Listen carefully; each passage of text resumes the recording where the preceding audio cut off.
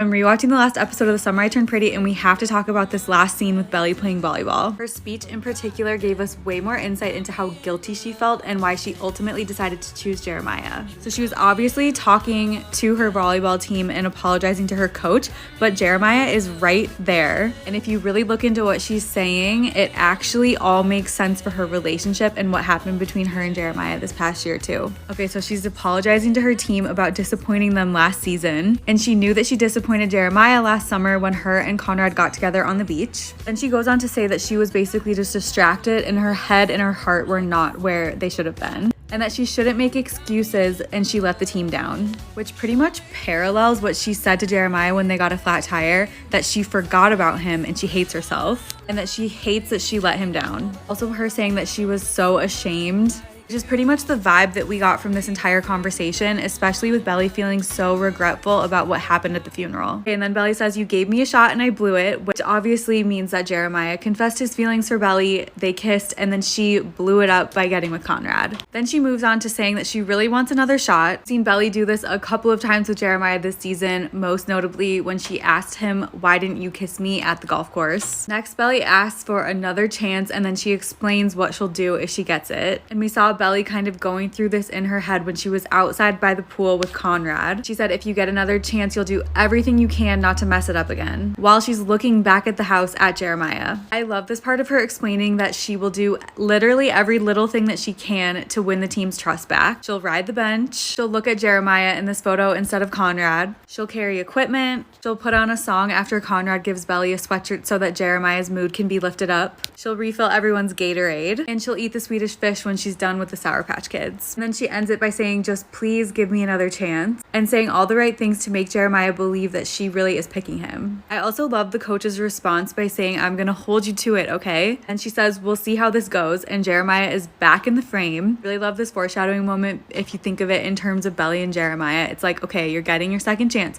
We'll see how this goes, but she's feeling really skeptical about it. At the end of the scene, Belly is successfully playing with her team again, and everybody loves having her back. And Jeremiah is sitting with all the moms watching them play, clearly signaling to us that Belly and Jeremiah are both happy to be a part of this second chance and see how it plays out. I do think Belly's monologue at the end of the scene was also interesting. It says that when she envisioned her future, she always thought about the same boy, and they're showing us Conrad, and how her future was basically set with him. And she says, "This isn't the way I pictured it."